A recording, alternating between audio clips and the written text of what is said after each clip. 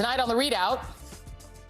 And at some point, we have to conclude that enough is enough. I believe that point is now. It is clearly now the will of the Parliamentary Conservative Party that there should be a new leader of that party and therefore a new Prime Minister. British Conservatives give Boris the boot, in direct contrast to America's Republicans, who not only never held Trump accountable, but still stand by him despite all of his misconduct. Also tonight, none of the existing think tanks wanted him, so Team MAGA has set up their own insurrectionist clubhouse. I'll be joined by the journalist who revealed this MAGA snake's nest.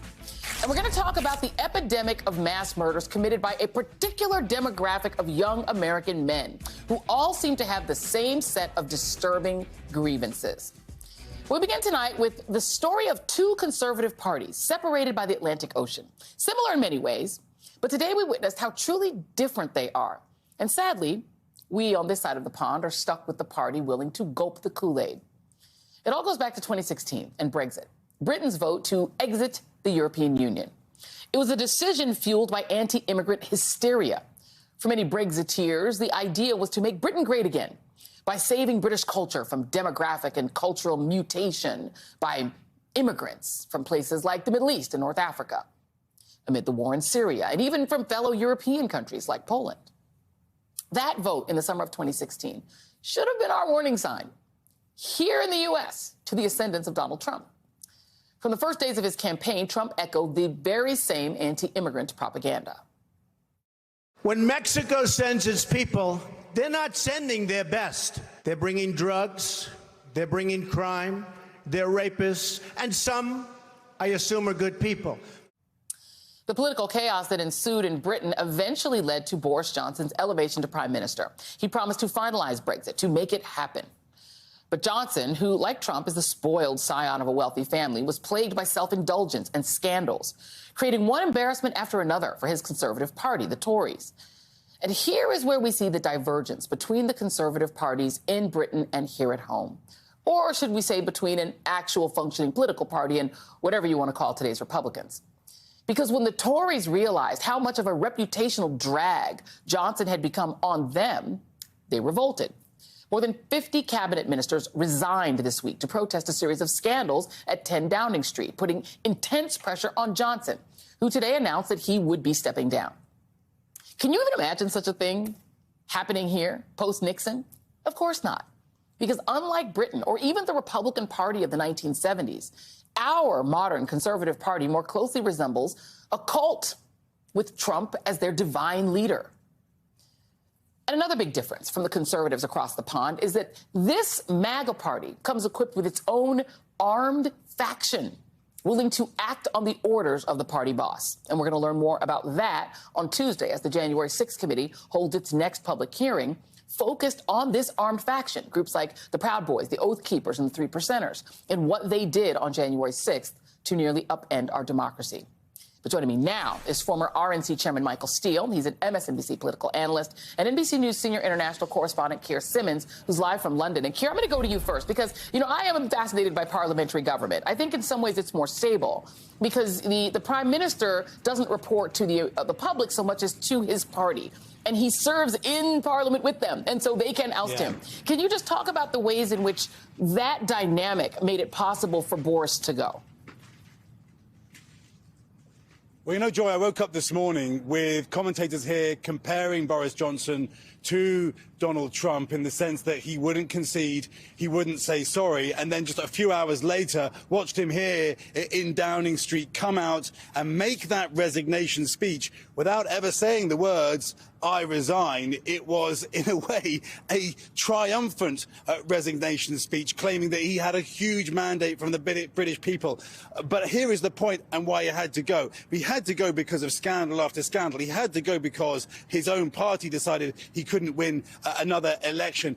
But it was possible for him to go because he is not a president, he is a prime minister. So when he won that huge landslide election, last election, big as Margaret Thatcher, historic, it wasn't him that won it. He was leading the party. Right. It was his party that won it. It's his party that had the mandate, and it is their prerogative to be able to tell him, okay, it's time to go. By the way, though, they are having to drag him out of that building, with clinging on by his fingernails, and the edges of the British Constitution really got stretched. There was talk by yesterday that perhaps he would threaten to call a general election, that the Queen might have to decide to tell him he couldn't do that because his party still had a huge majority in Parliament, was perfectly capable of choosing someone else to be leader and therefore Prime Minister.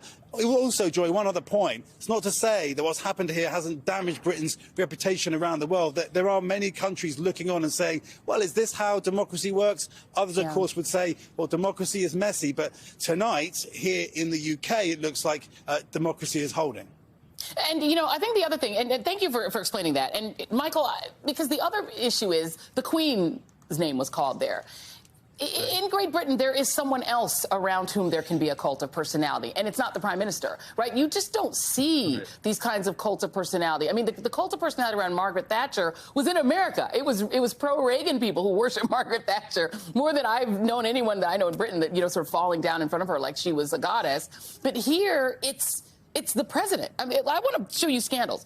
Boris had scandals, but they're minor compared to Trump. Look at, we're going to put up his bill of particulars. Everything from what's happening in Georgia with his attempts to disrupt the 2020 election, a criminal investigation, lawsuits from the NAACP and Eric Swalwell on using the Ku Klux Klan Act around the insurrection.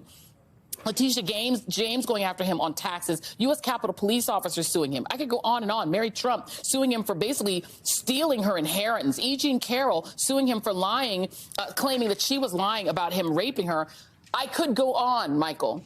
And yet, unlike the conservative the Tory party in Great Britain, Trump's party refuses to ditch him. They refuse to back away from him. There is no embarrassment. Why do you suppose that is? Yeah, I think that's where Keir just really excellently pointed out some of the stark differences between the approach, even though near the end there was some evidence that Boris was probably looking for a way to sort of, as Keir's put it, stretch the British Constitution. But you're right, the Queen still sits atop all of that. And that's not our system. What you see with the British system, that even with the most revered and popular of prime ministers, Winston Churchill, for example, at some point, folks get tired of him and they give them the boot. Winston Churchill got tossed. Yeah, exactly. Churchill won the war, the greatest war ever, and 5-6 years later, people are like, okay, thank you very much. That's not our political culture for sure. But what it does say in stark relief, because of the similarities that do exist between our two nations, is that we have fallen much more on the cultish side of it. Our parties are basically feckless. They're inept. They do not have the same kind of power center structure to discipline, to enforce discipline, to move political players around the chessboard. That's rather old school. That's how I was brought up in politics in D.C. and Maryland. It was a much more hands-on. You had more control. That's not the case today, and a lot of it is because, particularly with Republicans and a little bit with Democrats, with the Bernie Bros and things like that, you see this sort of cultural element that sort of swamps the political, that takes over the political and drives those narratives. And ultimately, two things happen. Either the party leadership enforces control and discipline and tries to rein it back, or they do what we've seen them do here in America, particularly Republicans, and that's acquiesce, give in, and capitulate. Yeah, and Keir, I don't want to make you be the psychoanalyst of American culture here from London, but I wonder, there is something about American politics that gets fused with religion. It becomes a religion, particularly on the Republican side. It has been completely fused with a certain kind of evangelical Christianity. Whereas in Britain, that religiosity is even connected to the Queen. It's not connected to the parties. But Brexit was the closest I've seen Britain come to something like what American politics looks like. It was ugly. It was racist. It was anti-immigrant. It had like a lot of the elements of Bannonism and Trumpism. Why do you suppose that in Britain that did not result in the kind of insurrectionist thinking and insurrectionist action there, that it's destroyed the political culture here? Well, I mean, one of the things to remember, I think, about Brexit is that it was swiftly followed by COVID and then, of course, the war in Ukraine. So the trouble is that, economically speaking, the impact is clouded. It's hard to tell. There are, for example, I have the experience of trying to get some medicine, for example, for my kids and not being able to get it and thinking that I think that's Brexit. But I'm not sure, is it Ukraine? So I do think that the verdict on Boris Johnson will be made by the historians. Listen, he's been in power for less than 3 years, but he has been incredibly influential as a politician. And in some ways, in the same way as President Trump, there are many, many differences, but he has been the kind of politician who seemed to be able to kind of walk on water, to defy political gravity and to do things that no other politician could. I do think there is a culture here in the UK of ruthlessness in politics, a lack of respect, which in a way has some benefits. There was an old left-wing politician called Tony Benn here many years ago who used to say, the first thing I want to know about a politician is how do I get them out? And if Boris Johnson has to go here, you will see the removal trucks outside this door very, very fast. There is a debate tonight about whether he will even make it to the fall, as he says that he wants to, by the time a new leader is elected. I should just say one thing: we just should be careful comparing systems, because circumstances change, systems creak in different circumstances, and we've certainly seen the British democratic system struggle, particularly when there's not a clear majority in Parliament. That's an issue with the parliamentary system.